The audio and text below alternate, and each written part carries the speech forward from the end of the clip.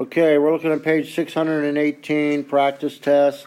It's called the chapter test in the book. We're going to use it as a practice test. And we're going to look at 1 to 25. I don't think you're going to have to do one like number 2, so you can omit number 2. To do the first one, you need to convert radians to degrees. Pi over 180 is equal to radians over degrees. So pi over 180 equals what's given? 135 degrees, right? So that goes on the bottom. We'll solve it for r. So that gives me 135 pi. The opposite of multiplying by 180, I would divide by 180. And I'd get r to equal, let me do it in white. You'd get r to equal 135 pi over 180, which I think will simplify, right? I know 5 goes into both of them. I think bigger numbers go, like 45 goes into both of them, I think. And it simplifies, hopefully, to 3 pi over 4.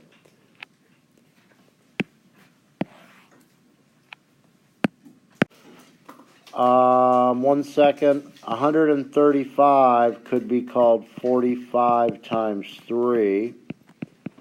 And 180 could be 45 times 4, canceling the 45. So the answer should be 3 pi over 4. Okay, to find a coterminal angle, you would either add or subtract 2 pi. 2 pi in thirds would be 6 thirds. So if I add 6 thirds to 16 thirds, I get 22 thirds.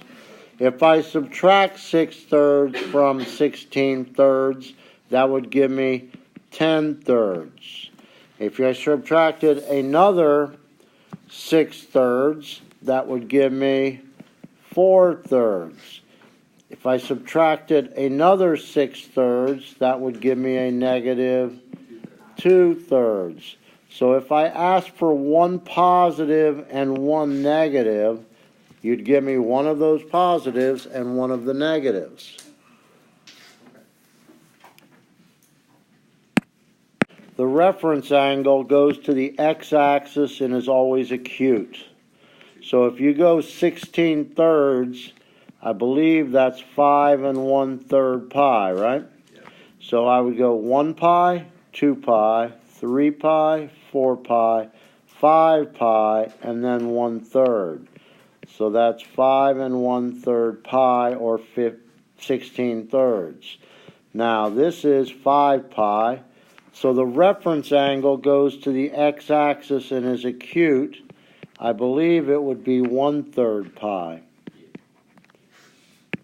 So why is 4 pi over 3 the answer? If you like, you can omit number 4 as well. It's not one I plan on asking on the test. Which brings me, I hope, to number 5. Determine the quadrant if this is true. Cosine of theta is less than 0. Cotangent of theta is greater than 0. Cosine is alphabetical. Cosine, sine, x, y. Cosine is the x. This is less than 0, which means it has to be negative, right? Cotangent. Tangent is y over x, so cotangent would be x over y. Greater than 0 means positive. For x over y to be positive, x and y must have the same signs. So, same signs only occur in 2 quadrants. Quadrant 1 where it's positive, positive, and quadrant 3 where it's negative, negative. Which of these two has a negative x value? This one down here in quadrant 3. So quadrant 3 would be your answer for number 5.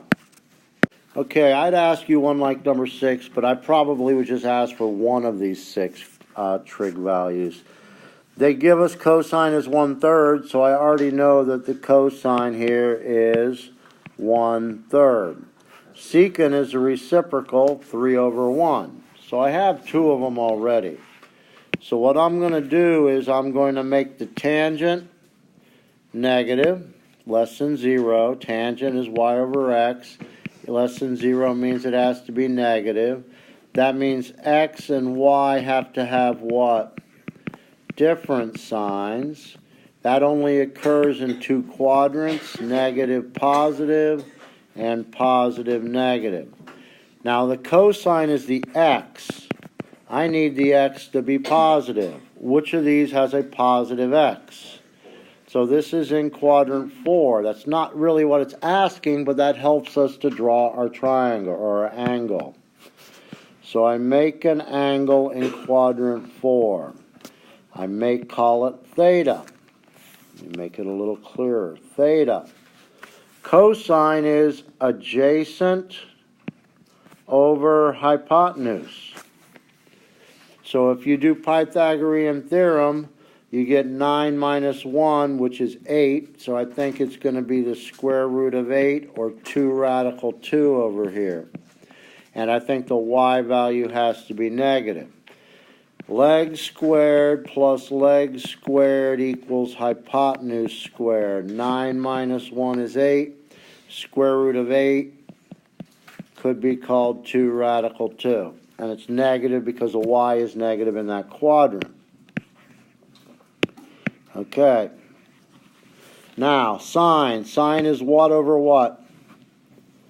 Opposite over hypotenuse. This would be the reciprocal, right? 3 over this. If you did this, what would you have? 3 radical 2 over 4, I believe. 2 times 2. Tangent, TOA, opposite over adjacent. Opposite is negative 2 radical 2 over adjacent, which is 1. So I just call it this. How do you get the reciprocal? Well, you know it's going to be negative. Radical 2 over 4 with a negative, you're right. So radical 2 over 4, and it's negative. Again, I'd probably just choose one of the random ones. Okay, to do these, you might need your trig table, or at least know how to create a trig table.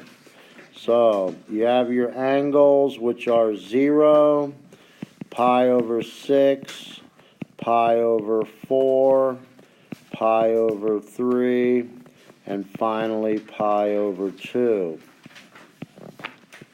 Now, your values here will be 0, 1/2, radical 2 over 2, radical 3 over 2, 1. This goes in the other order. Basically, it just reverses the order. And instead of starting with a 0, it ends with a 0. So now we know that tangent, we can add tangent onto here. Tangent is sine over cosine.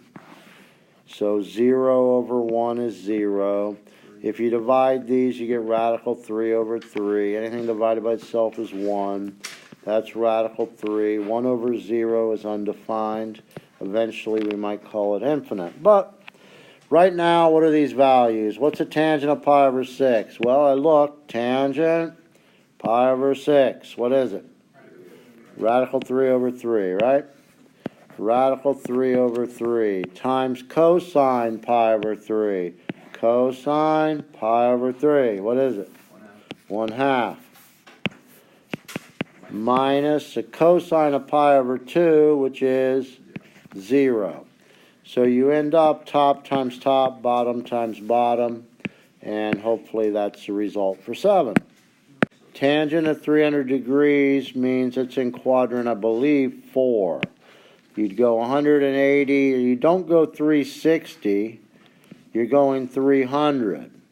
The complete circle is 360 degrees. I'm doing this in degrees because it give it to me in degrees.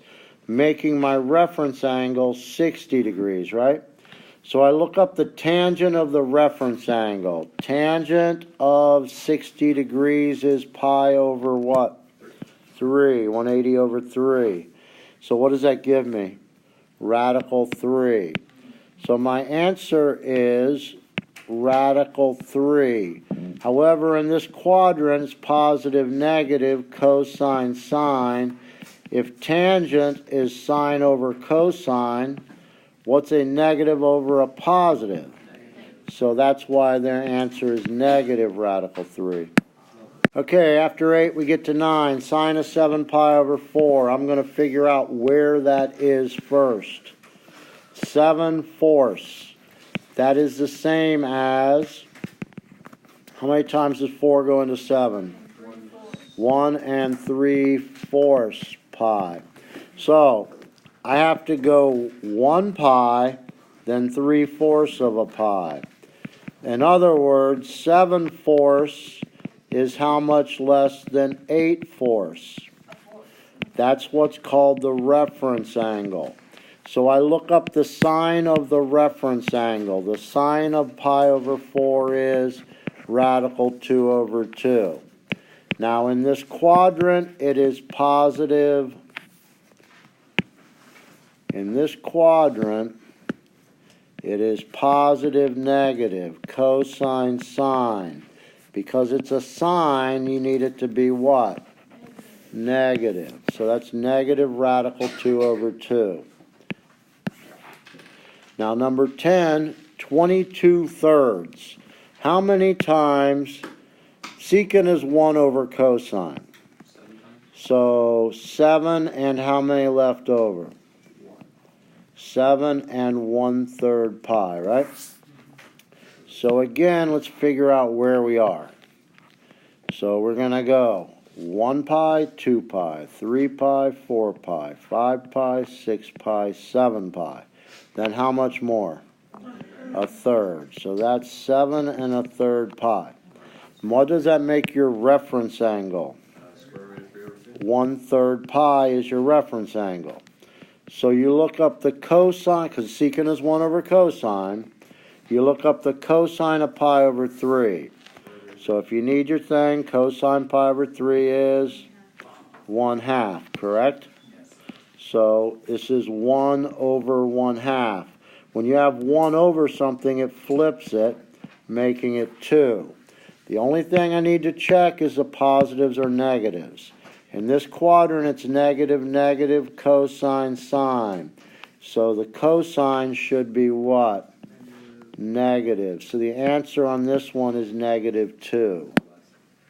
11 has the cotangent. Cotangent is 1 over the tangent.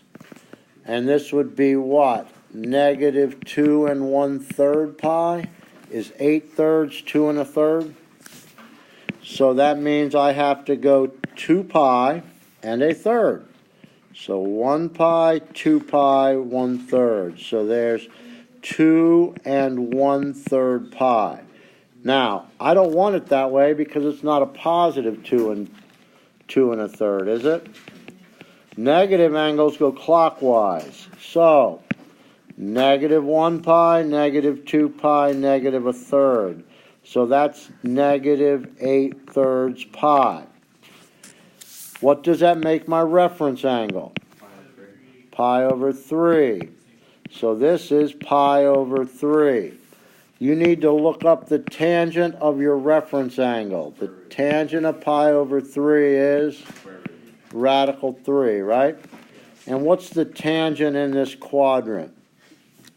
If it's sine over cosine. I think it's negative.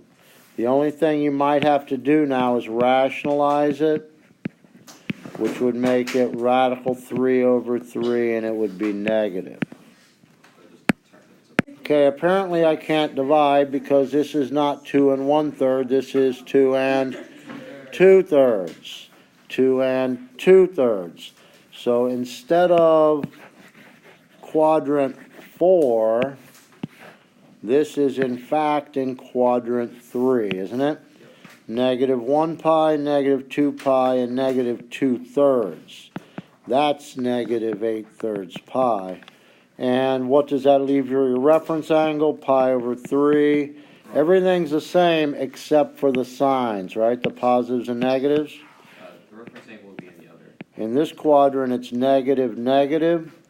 So tangent is sine over cosine, so a negative over a negative would make it a positive. So the answer is positive, radical 3 over 3.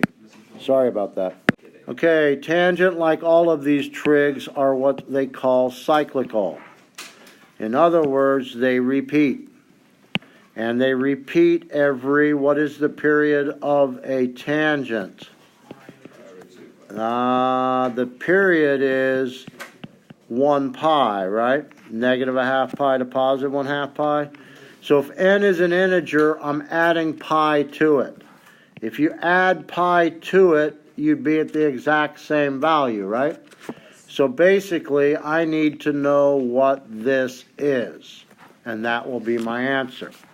Now, 7/3, that's how much more, if I go 1 pi, 2 pi, 7/3 is 2 1/3, right? So that'd be 2 1/3 or 7/3, leaving your reference angle to be pi over 3. Tangent of pi over 3 is radical 3, I believe, right? Yes. And in the first quadrant, everything is positive.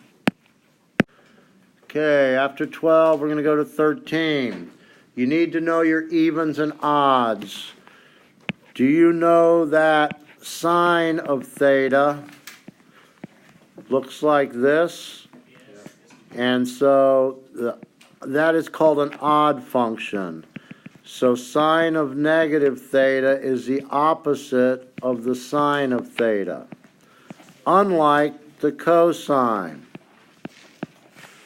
If I had the cosine of a negative theta, would this and this have the same y value? Yes, so that would make it, that's called an even function if you fold it on the y-axis. So anyway, sine of negative theta is what here?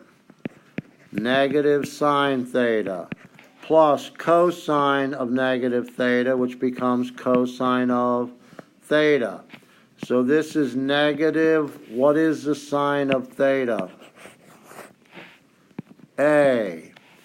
What is the cosine of theta? Cosine of theta is B. So there's your answer, negative A plus B. Tangent of theta is sine over cosine. Sine is A, cosine is B. Secant is 1 over cosine, right? What is cosine? Cosine is B. Can you write this as a single fraction with a common denominator? I believe it'd be written like this.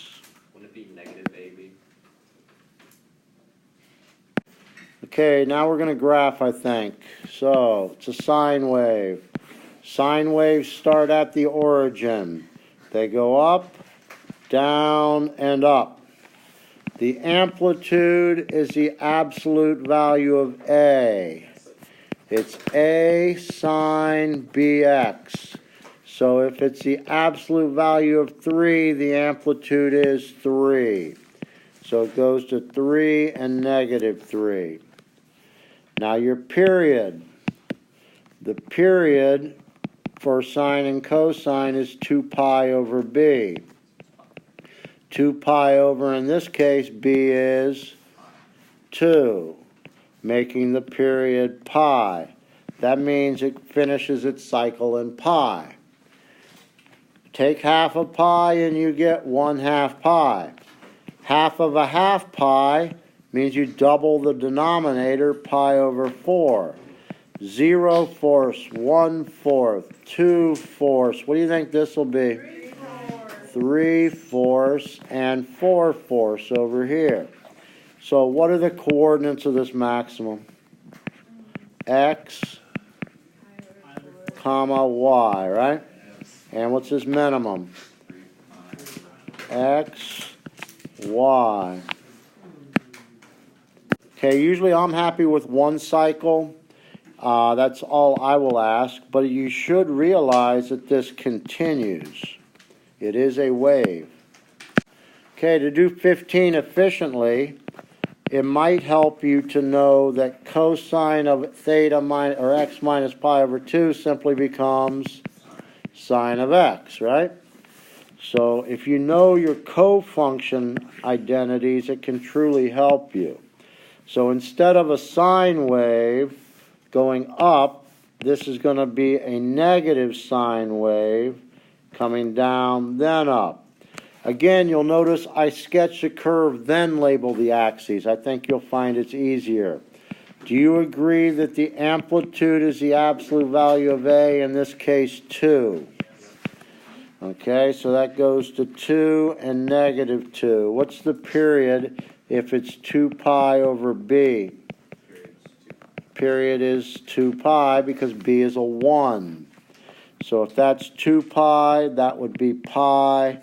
That would be a half pi. That would be 1.5 pi. So the coordinates here, x is pi over 2, y is negative 2, x is 3 pi over 2, and the y is 2. And that would be the graph for 15. It's just in here. So,